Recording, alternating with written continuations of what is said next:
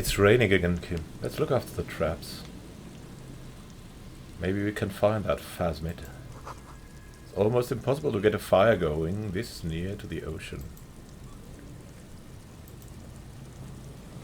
What's in here, though? Could this be the boy Klaasje told us about? Yeah.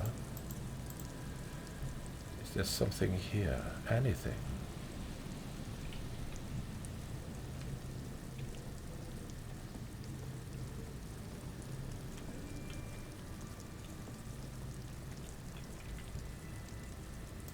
There's a bottle, but we cannot find the bottle. We're still looking for these rounds, but we're also taking action on the phasmid traps. Who dwells here? No boat in the boathouse today.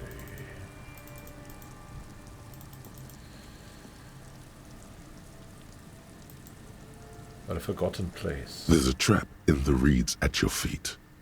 Looks like the same one you saw Morel set before. Same mesh, same wiring. We'll look around. Behind you, a ruined residential building looms over the reeds, shielding them from the wind. They rustle confidentially, in tune with the pitter-patter of the rain. What's in the trap? Locusts are crawling around in the trap, confused but uneaten. You see no carnivorous reed phasmid gorging on them. Big surprise. Anyway, 1 down, 3 to go.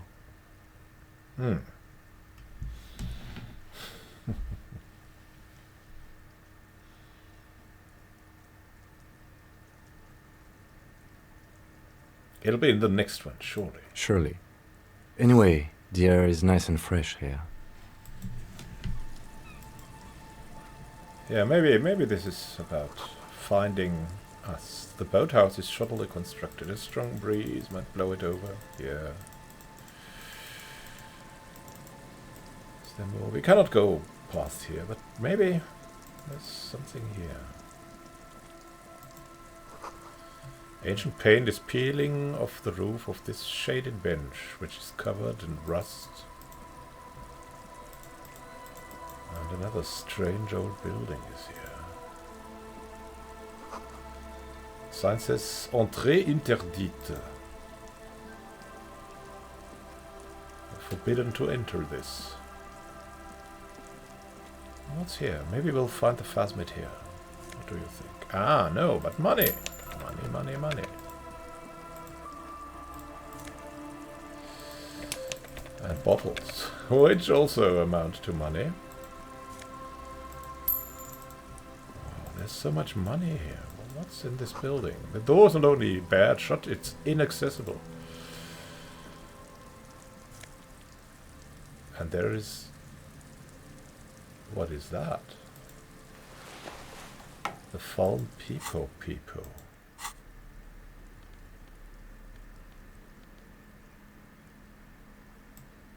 What is that even? It's a hat.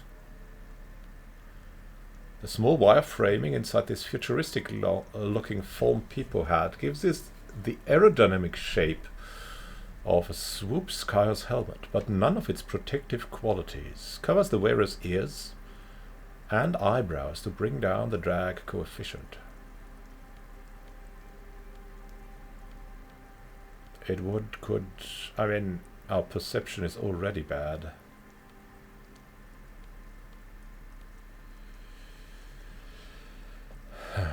This would strengthen our logic.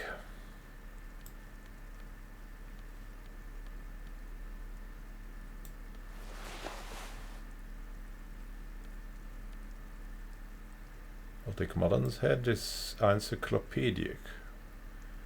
But look how dashing we look with this. It's beautiful.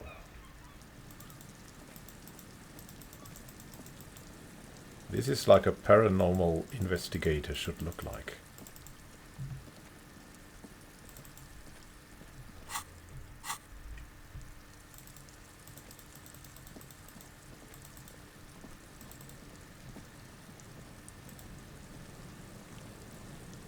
Nothing has changed about this trap. You need to check the others. All right, all right.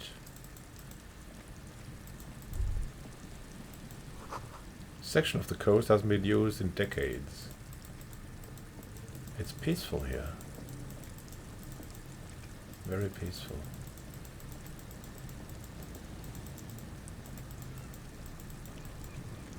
Oh, look, they've left. They've left now.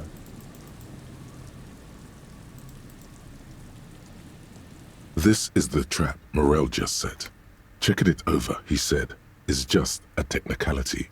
But the reeds by the abandoned campsite hiss and shake in the lazily falling rain. Hiss. It might be The later phasmid. it gets, the colder. Remnants of the camp can still be seen in the sand. The fire that's gone out. You feel strange, somehow. What? This trap is also full of panicked locusts. No sign of any cryptozoological beast inside. Another empty trap. Lieutenant takes a note, more out of habit than duty.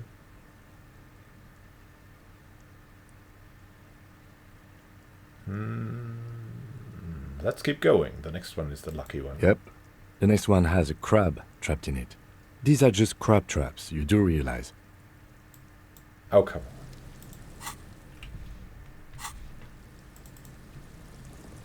What's this? It's good enough.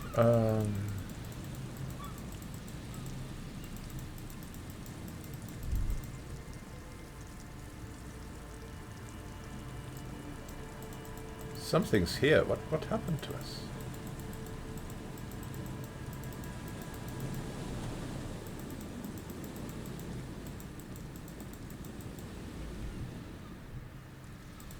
We have a halo now. What?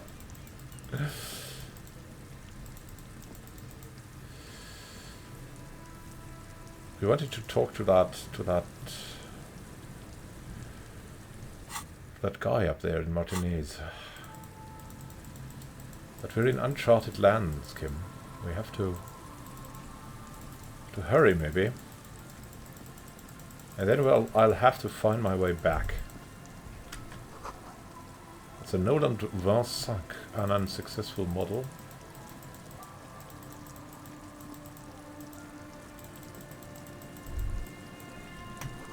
Feel the shadow of a very large building falling you.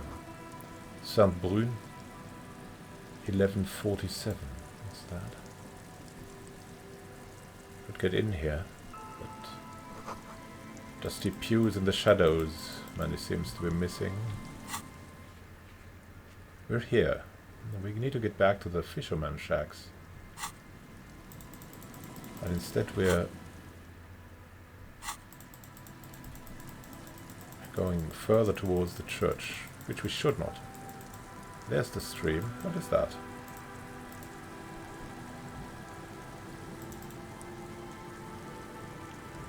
Is there something in here? Ah, maybe we could reach it from over here, over there.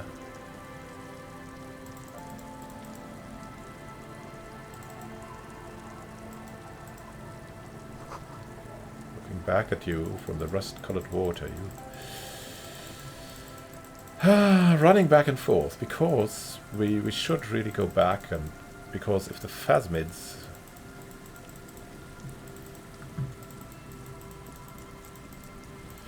we really need to check for the phasmids. So we have checked 2 traps, but there need to be more, right? Ain't there a trap here for us?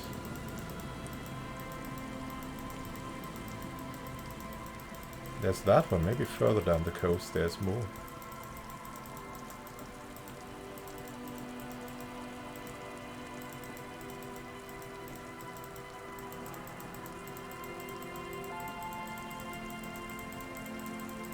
But at 9, we also need to be somewhere at 9, right? And we barely have time for that. We need to get back. There's no one here, there's nothing here. Oh, can we pass through the reeds here? Why can't we go through?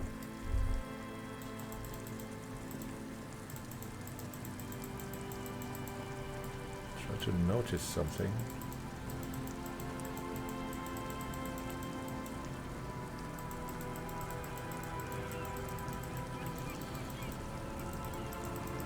Where is the last trap?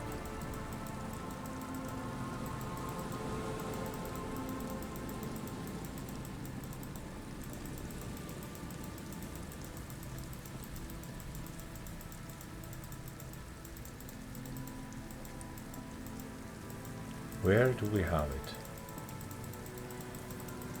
Yeah, we'll have to check these traps tomorrow. I mean, it's a trap for a reason, right? So we have to go back into this building.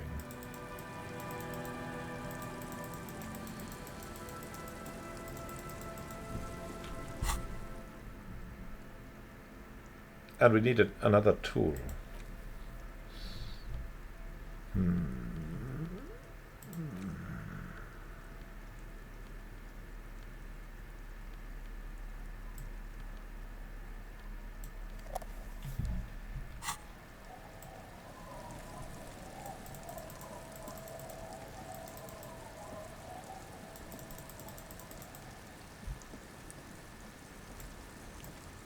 Still here.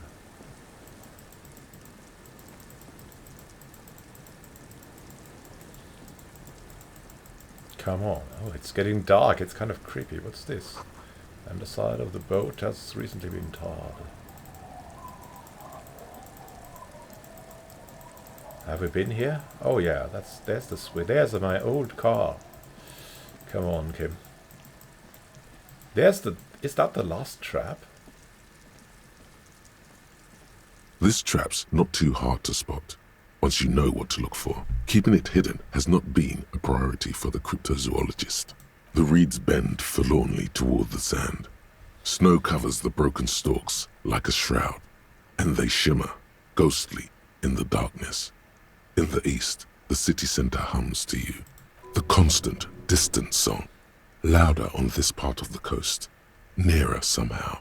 And there's that cold again. Always the cold. Nothing but locusts in this trap as well.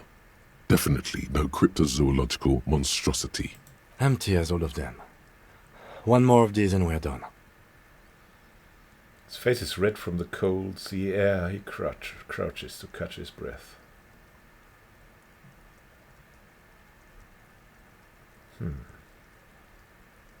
What's going on with you, Kim? You're getting tired. No, I'm fine. I didn't mean to complain, it's just... He's short-winded. The sentence ends here.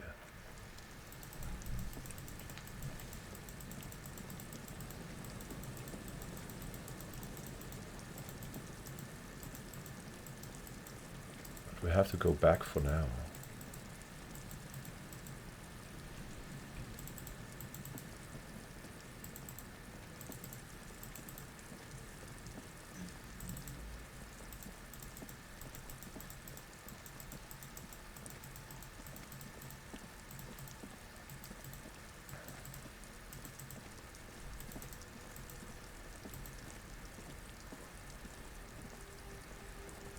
Keep coming back. That's good, officer. Keep browsing those clothes. Keep saving that economy. Oh yeah, Siling.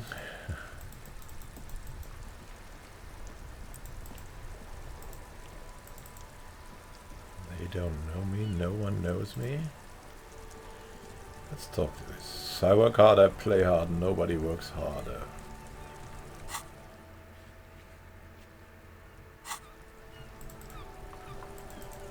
Sure about this one. Is that the woman again? You're right, that I'm a cockatoo, you know. Excuse me? I went up and read up on them, just like you said, and I even decided on what kind of cockatoo I am, wanna know? I don't know.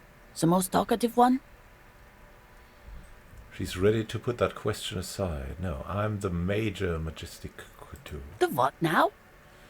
The major majestic cockatoo. It's the most impressive You one. truly are one strange cop, aren't you?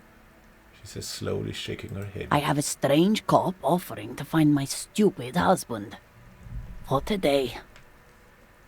I'll give her a hug. You step in and close your arms around this foreign body, wandering astray in touch. There's a small movement beneath your hands as you shut your eyes. Then a tiny voice breaks out and asks, What is happening? She seems to be confused. Your hands are wrapped around her polyester coat. The fabric feels cold, moist from the sea nearby. She steps back and returns her attention to books, pretending this hug didn't happen. All right, are we going then? Oh.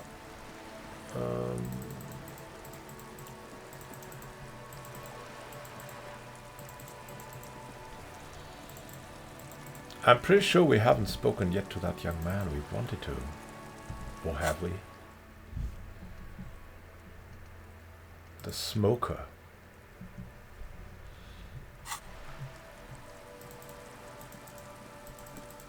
We also have to get into the apartment first. So.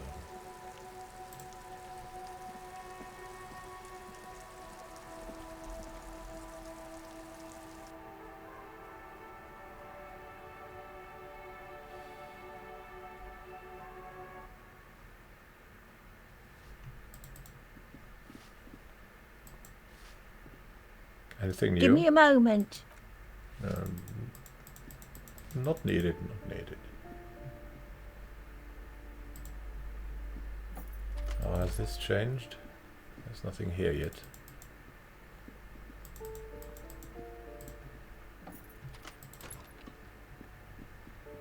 Krasmazov is still here.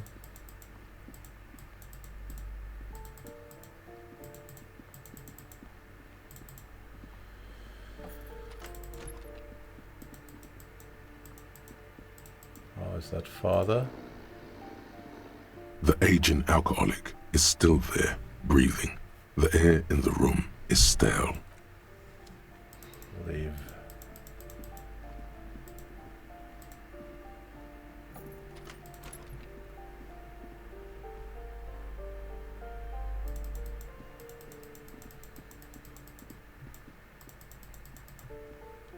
Need to find a way out of this logic. Step on the balcony.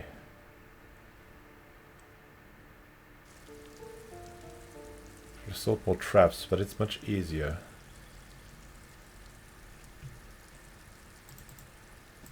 At daytime.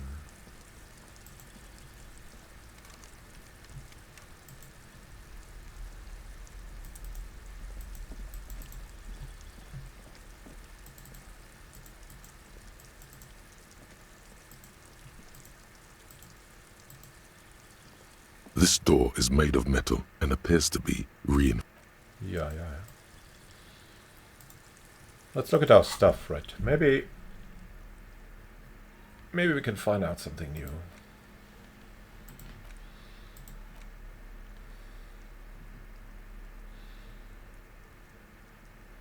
It's the ledger you found in the trash. A cabbage of papers hanging from the board, with the permeables drawer inside. It's barely held together by a clip, then made complete by the faint smell of urinal cleaner. Oh, and an incredibly cool piece of kitchen tissue is stuck to the back.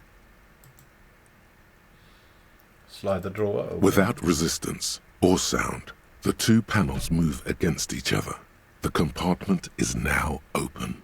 Inside, you see 2 ticket stubs and a handmade postcard. It's slightly... I didn't want to interact with this thing. I wanted to interact with the medicinal purposes. Purposes of the Pearl.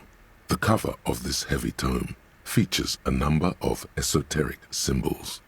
I want to try to concoct one of those hangover cures. Very well. First, choose a base ingredient. A sprig of fresh mint. Next, you'll need to combine the base ingredient with an appropriate vehicle. Aloe vera. Lastly, is there anything else you'd like to add? Spoonful of sugar. The ginger root will help with the nausea, and the birch bark tea will help you flush out the toxins. The ginseng should give you more energy. As a nice bonus, you imagine yourself with a mug of this tea in a chair by the window. It's a beautiful image, but will it ever come true for you? Flipping through the book, you find a number of sections on the general benefits of the Pearl. A large pharmacopoeia makes up nearly half of the book. Have you taken any walks through the Pale recently? Through the Pale? I don't even know. Maybe? And on your walks, do you stop to meditate on the nature of your being? Yes. Good. And when you meditate, are you in the nude? No. Nudity is the most important part. Of the many ways modern society prevents our true selves from manifesting, clothing may be the most repressive. You probably can't even take off your pants, can you? Nor should you. Nudity is shameful. No officer of the law should ever be called sans pantalones. God, you're right, I can't take my pants. That feeling is the weight of society bearing down on you. Until you get out from under it, you will never feel true freedom. Okay, that was disturbing enough.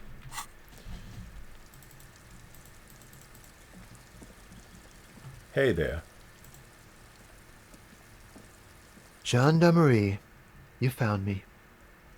The young man on the balcony gives you a bright smile before taking another drag from a cigarette. His slender figure is backlit by city lights, its distant streets and motorways flashing like diamonds. It feels like a Friday. He seems to be in a good mood tonight. Yeah, the cleaning lady let us in. Beautiful. He replies, smiling. As he looks at you, something sparkles in his eyes. So tell me, are you here to make things right again?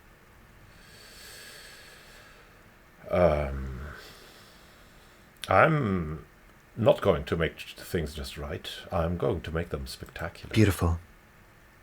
A nearby street lamp casts shadows on his chin, drawing out the slender cheek. I have some good news for you. My Sunday friend is visiting me tonight. I told him about you and he'd like to say hello. Step in. He's already waiting.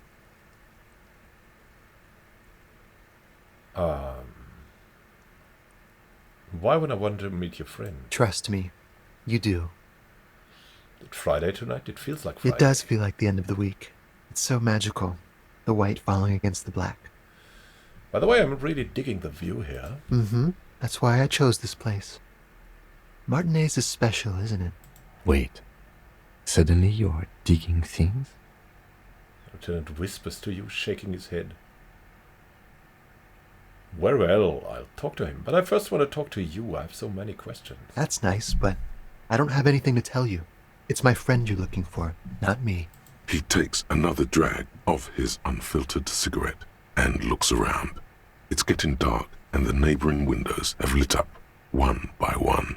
Besides, I've got to run. He's going to leave you alone again. That's sad. But I just found you again. Just look at it.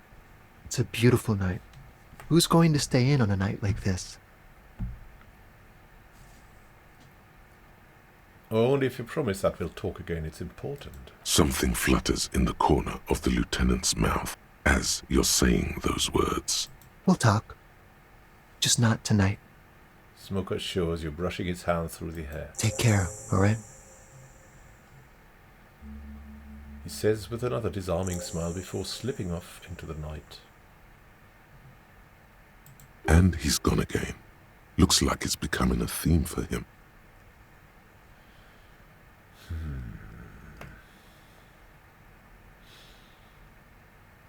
He's always leaving. Why is he always leaving, Kim? Who knows, detective? It's a mystery. There's something so different about him that I can't put my finger on. Different, of course. His shirt. Why is his shirt always unbuttoned? His shirt. The lieutenant squints his eyes, trying to hold back laughter. His shirt. His shirt. He's trying to dive deep into the mysteries of his shirt. His shirt? No, I don't know why his shirt is always unbuttoned. His mouth tightens as though trying to hold something back. Come on, detective, let's go. We've got a potential witness to interview. His Sunday friend, remember? He knocks at the apartment door before you. All right, let's get in there. We've got an important witness.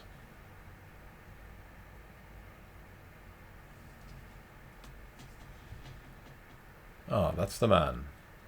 Let's look around. Quarterly business magazine. Empty ashtray. Smoking. Dishes soaked up in a pot. Very interesting. Flyers for underground parties. An exquisite canopy bed made of metal. What's this? A Samaritan comical hat. Conical hat, yeah, I know, but it's comical. Buckets of paint on a layer of old newspapers, and here old photo of the same apartment, dated here 1. Party Dragon's silk robe. That's interesting. And you? Officers of the Revachol Citizens Militia.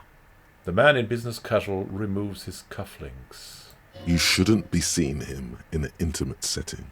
For some reason you feel this man is your superior. Superior, but he's not in the command chain. My name is Charles Vildrouin, and I am an official with the coalition government. I work for the Institute of Price Stabilité on assignment from Sur-la-Clé. Very official. Oh my goodness me. I heard you talking to my friend outside. Very good.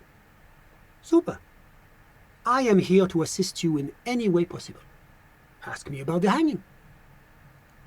This is so bizarre, meeting this bureaucrat here. No, first ask an innocuous personal question to get the interview off on the right foot. Yes, make it clear you're the one setting the terms here.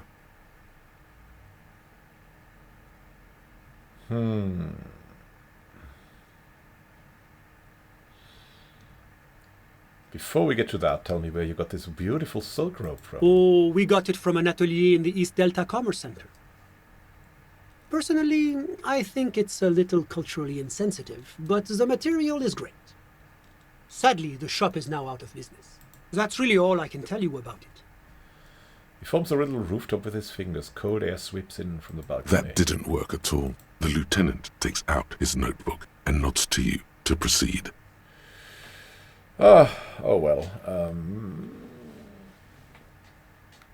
What's an official like you doing in Martinez? The coalition is only looking out for the price stability. Inflation is a killer, like a heart disease blocking the normal circulation of the economy. It must be controlled. Yeah, of course, of course. The economy impacts the entire international community, which is why it requires international oversight.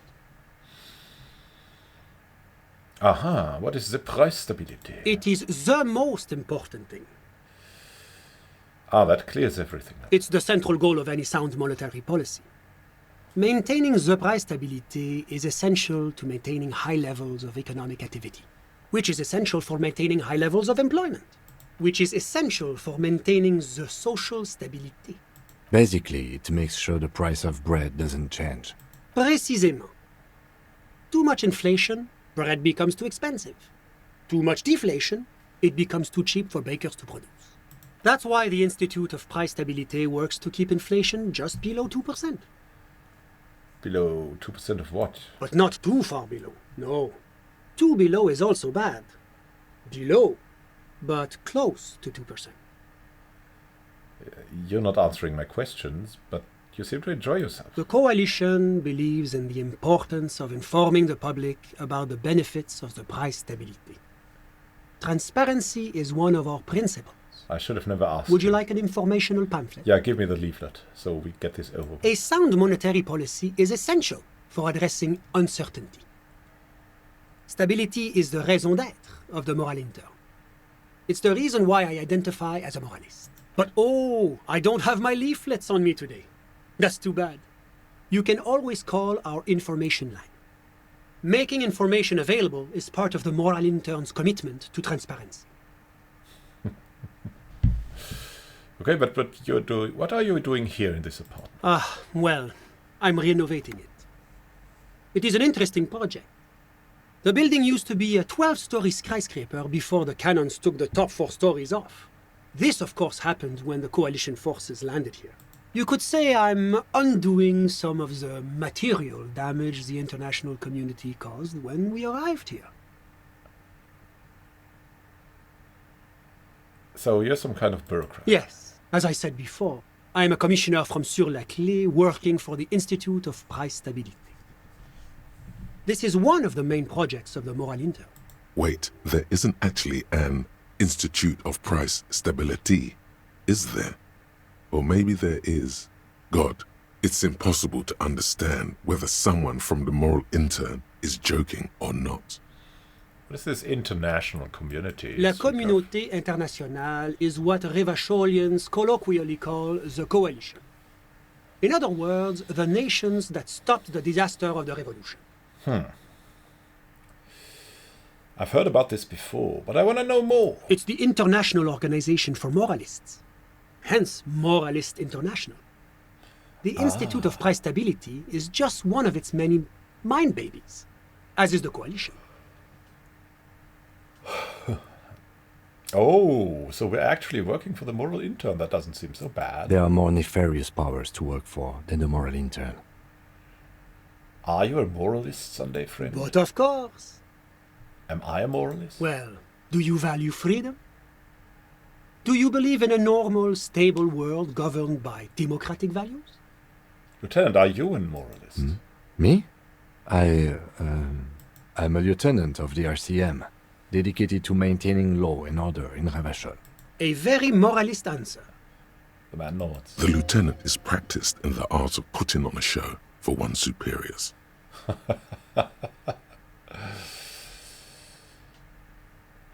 But what is a normal and stable world? The Occident is part of the normal world. Oranje, Sur-la-Clé. Martinez doesn't seem very normal or stable to me. Martinez? No. Martinez is something else. And the rest of Revachol, is it part of the normal world? Revachol is generally difficult. It's led by an interim government, which means it hasn't yet achieved full democracy. But they are working towards it. You're all doing very well here, relatively speaking. He gives us an approving nod.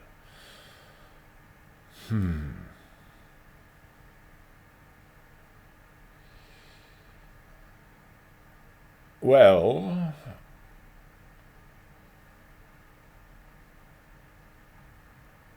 it's like every time I'm talking to people, I'm choosing option D. None of the above. Is that moralism? Is this option D usually the most reasonable answer? It's usually the most boring one. Not boring, my friend. Responsible. Moralism is all about compromise and achieving the achievable. It's pragmatic, realistic, and level-headed. An ideology for doers. Are you a doer, my friend? It looks to me like you are. Now, enough of this delightful political interlude. Was there anything else you wanted to ask? Sur-la-Clé. What's there to say? Sur-la-Clé is a modern, urbanized country that measures very high on the Human Development and Freedom Index. Mostly, though, it's known as the executive heart of EPIS. What's the EPIS? Moreover, it is a great sponsor of less emerged countries. Revachol is only one of its many darlings whose progress it supports and cherishes. So we're in a developing country now. Darlings? That can't be an official designation. Do you have a darling here, or what does that mean? What makes Revachol Sur-la-Clé's darling? Because a great percentage of Revachol's culture hails from Sur-la-Clé. Its language, its people, its cuisine even. Or at least in the downtown La Delta area. And Oranje? Oranje is an exemplary nation who, as a core member of EPIS, contributes 28% of our annual budget. Next to Sur-la-Clé, Oranje is probably the most prominent member of the international community. But outside of EPIS, what is Oranje? Oranje's economy is one of the most advanced in the world. It has successfully transitioned from heavy industry to advanced services and generally acts as an engine for sustainable change in the international community. But that didn't tell you anything about Oranje. Can you just talk like a little bit more normal? About what? Oranje, just tell me what it's like there. Oh, it's very urban and very well organized. Their streets are clean, their horse cars run on time, the people are polite and efficient. Like I said, they are an example for less emerged nations to follow. That was interesting, but let's talk about Whatever you something wish, else. officer. Can you tell me about your friend? Ah, my friend. My friend is a good young man. His family immigrated here from Kedra, and life has not been easy for him. But he understands the importance of education. He has taken his future into his own hands, and that's all that matters. What are you doing in this apartment by yourself? I'm just enjoying the view. The man smiles, nodding to the window. Isn't it rude for your friend to leave you alone like We're this? old friends. Nothing's taboo between us. He comes and goes. I'm sure you'll see him around. He's very active. But what is he doing? Still haven't told me who he is. Sorry. Who? The man throws a quick glance at his watch. Your friend, the smoker on the balcony. We were just talking about him. But I told you, officer. He's a bright young man here to pursue his education. Education is the foundation of our future, especially the arts. It is a cornerstone of our civilization. What's his name? Officer, you have to understand. I can't give you his personal information. I'm sure you have your own methods and databases, right? Please don't put me in this situation. So all you can tell me about him is that he's here to study the arts. He's deeply enmeshed in the study of the fine arts, yes. As though you weren't envious enough of the boy as is. He's a truly free spirit. He likes all the arts. Perhaps graphic design, printmaking, who knows? The world is open wide for a talented youth like him. How did you two even become friends? How did any of us become friends? Bad things happening on the Insulindian Isola? Oil platforms ablaze in the night? Civil wars lasting for years? Finally, the international community is forced to step in. What are you talking about? No one becomes friends that way. Au contraire. It's how millions of people end up where they are. Meeting the people they meet. It's how I came here. And my friend, too. Okay, I give up. What's Kedra? Kedra is a candidate member of APIS. But, between you and me, their potential membership is a more contentious issue. What do you mean? That it's never going to happen.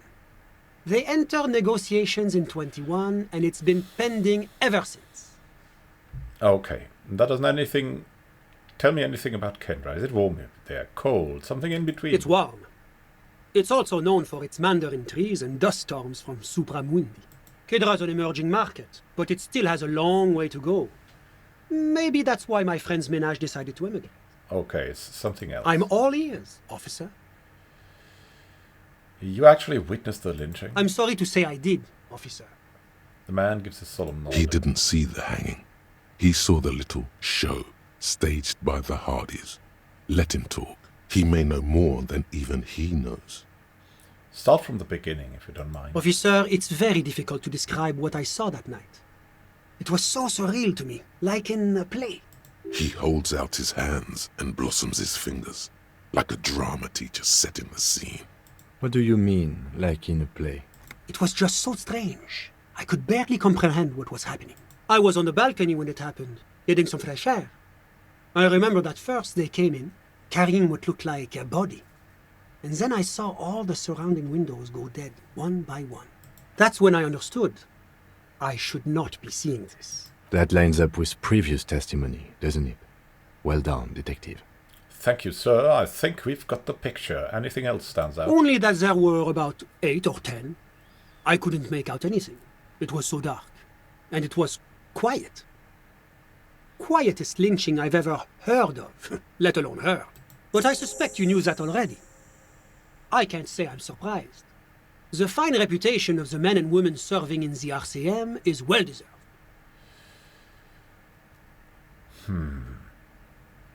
What if I told you there's a fugitive from the moral intern in Martinez? No, we'll not tell him that. A moment, officer.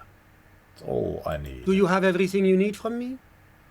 I'm afraid we won't have the chance to speak again once you leave. Hold on, why can't we just talk later? It's against diplomatic best practices for an official in my position to be discussing murders with local militiamen. And I'm pressed for time. After you leave, I should be leaving as well. That's not the real reason he's so apprehensive. Men in his position shouldn't be seen loitering around in underprivileged young men's apartments in the middle of the night. Yeah.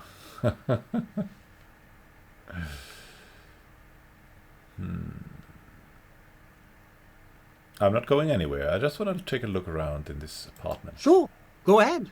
It's a beautiful space. Let me know if you have any further questions.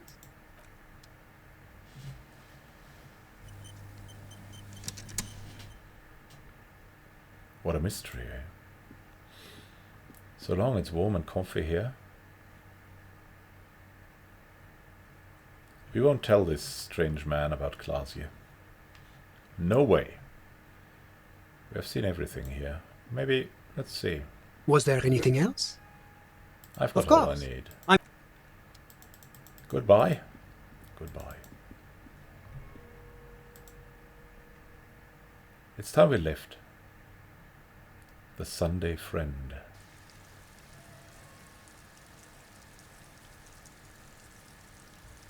What a dark night this is.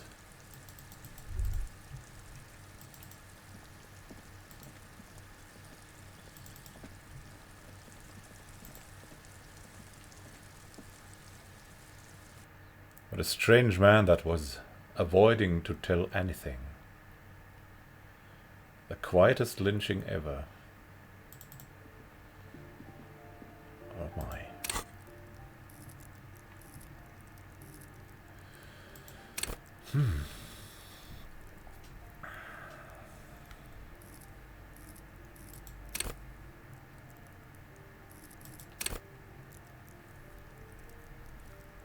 Yeah, let's tell people what to do a little bit better. Maybe that will help us convince them.